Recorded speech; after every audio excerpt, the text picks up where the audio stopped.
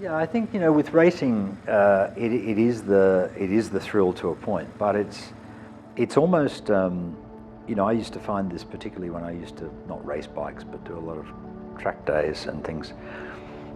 It's just about finding this zone, and when you race, it's just this amazing sort of sense when things just come together.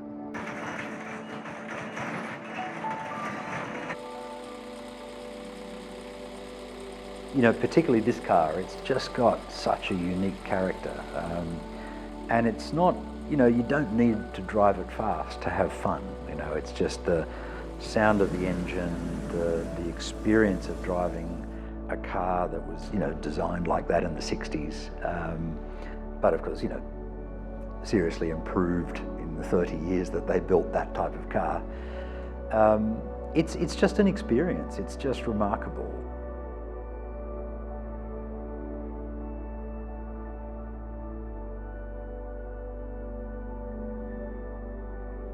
My name is Peter England. I'm the CEO of Rackbank, though due to retire in about a year or so. I guess I'm a gentleman racer and a lover of classic cars, particularly Porsches.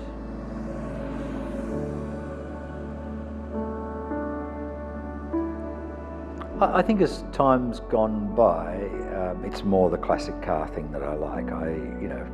To be able to go and drive something at 60, 70 kilometres an hour and thoroughly enjoy it versus driving something, have to go 250 kilometres an hour to enjoy it.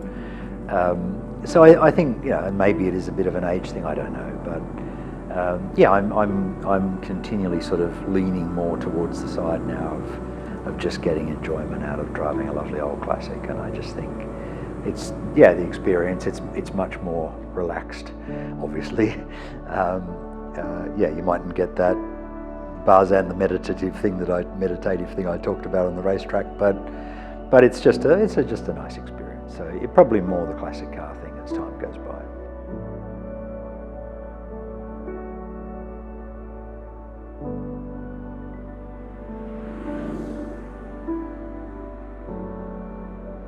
So the classic car scene here is just unbelievable. And the cars people just, in fact we were talking about it this morning at breakfast, the cars people have hidden away in warehouses and, just things that are off the charts. And, of course, during the global financial crisis, things, not that I was here then, but the things that people found here, which were just so valuable, that were just lying in the sand, is just amazing. So, it's been really great. I've through the sort of little classic Porsche group that we have together, I've just met the most amazing, fun people, all like-minded. We sit there and we talk about this part and that part, and where do you get your, engine serviced? Where do you get this work done? And there's just a great bunch of people, and generally very understated people. Some of them have like car collections of 20, 30 cars, but we all just share that similar passion for old Porsches, particularly, or older Porsches, and it's really amazing. The 924 GT, it was just that it was unique, and it was something that you just don't see many of them. I think there's about 6 or 7 of them in Australia, but I think it was the uniqueness of it, the heritage, the whole idea that this car was built, to take on the giants in Le Mans. And out of that, they then went and built, this beast here, which is a 924 GTR. There's only 17 of them made, and they're pure race cars. But it's just that sort of heritage and the thought process that Porsche, resurrected something that was a bit of a flop, really. As I said, Volkswagen didn't want to buy it, and they just turned it into something quite amazing. Yeah, look, I think life in Dubai is great.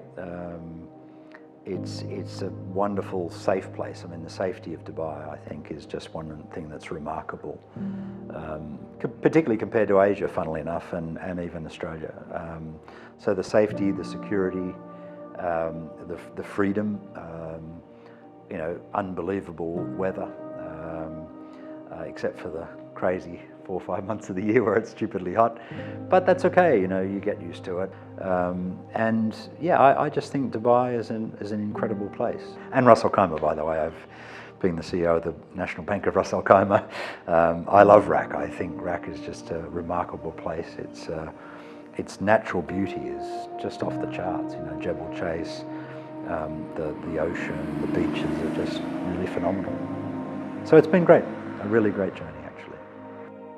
The contrast between being a CEO of a bank and a guy doing the Dubai 24-hour is pretty huge. One stage I had roughly 4,500, almost 5,000 people working for me. And you know, the problem is that they all know you, but you know, to be fair, you don't know most of them, right?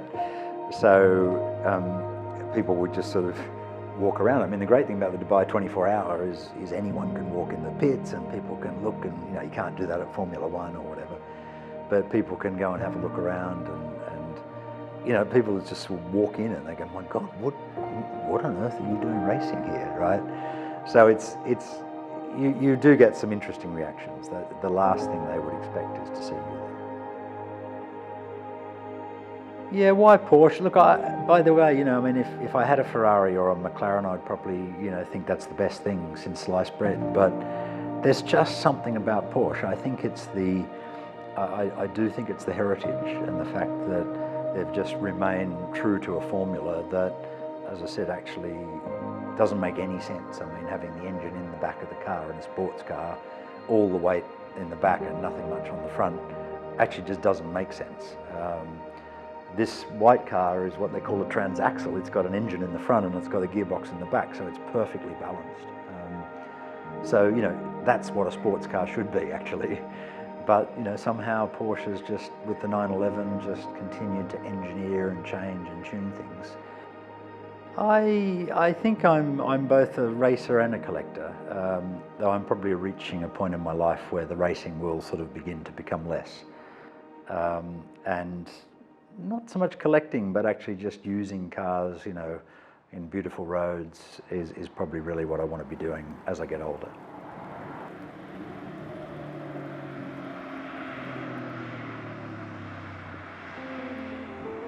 And you know, one funny thing, and it's the silliest thing, but when you open and close the door in that car, this click that old Porsches make is just the most amazing sound. I don't know how else to describe it, but any old Porsche owner will know exactly what I'm talking about.